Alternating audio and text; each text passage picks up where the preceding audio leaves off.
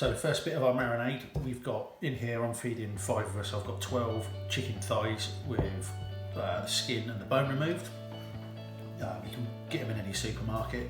So we're going to marinate these in. I've got a little tub of buttermilk. I'm going to fire this in. And some of your favourite hot sauce. Either I'm using French Red Hot today, or you can use sriracha or Tabasco, whatever you fancy. You can put quite a lot in because the buttermilk will counteract the heat of the hot sauce, so it won't be as hot as you think it's going to be. Then all we're going to do is just give this a mix round. We'll leave it in the fridge and to marinate, preferably overnight if you can. If not, just a couple of hours will be absolutely perfect. So we've marinated our chicken in the buttermilk and whatever spicy sauce you fancy, hopefully overnight. If not, a couple of hours will be fine, like I said earlier. Now what we're going to do is get our spice mix ready. So we have got in here a teaspoon of paprika, a teaspoon of oregano, the tip of the other end of the teaspoon of nutmeg is strong, a teaspoon of cumin, a teaspoon of thyme, a teaspoon of onion granules, a teaspoon of garlic granules, tip of the teaspoon again of allspice, a couple of teaspoons of pepper and a couple of teaspoons of salt. Now what we're going to do is add into this, I've got a bag of Dorritos, but you can use whatever ones you want. I'm just using the original flavour. If you want to use the barbecue flavour ones, feel free, it will just add another flavour to it. So I've just crushed those up, hopefully you can see in there. Not stupidly small, so they've got a bit of size to them. We're going to pop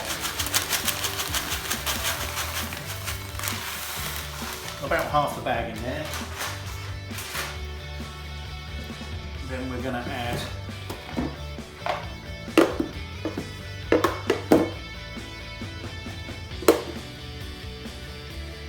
maybe 1, 2, 3, 4 teaspoons, tablespoons even, plain flour. If you haven't got plain flour and you've got pasta flour or self-raising, it's not a major issue on this recipe. You could do it also with polenta. Nice mix of polenta and flour, that'll be nice. Now what we're going to do is we're going to just give this a little mix around.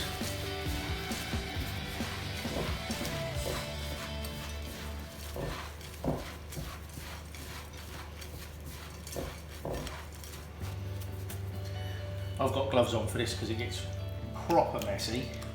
Take your chicken out, dunk it in here, coat it in all this mixture, just pop it in a tray.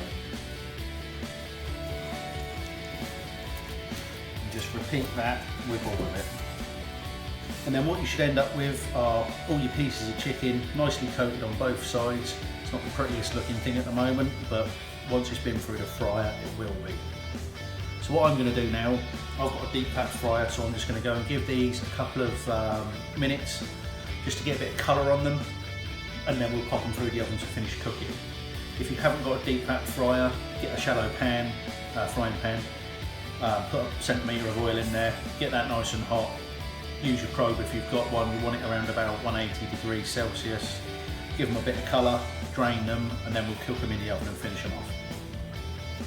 So once your chicken's at its initial frying, it should be nice and crisp now, but it won't be cooked all the way through because these are thighs. Obviously you can do this with chicken strips, with chicken fillets, turn it into a burger, same way you would at a Kentucky, but this isn't Kentucky, this is my version. So now what we're going to do is bosh this in the oven for 10-15 minutes to get it up to temperature, and we're ready to go.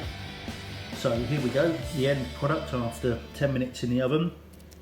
Beautiful and crispy on the outside, and you can see inside, because it's thighs, they don't go all dry and horrible like chicken breasts do, even if you slightly overcook them. They are just perfect.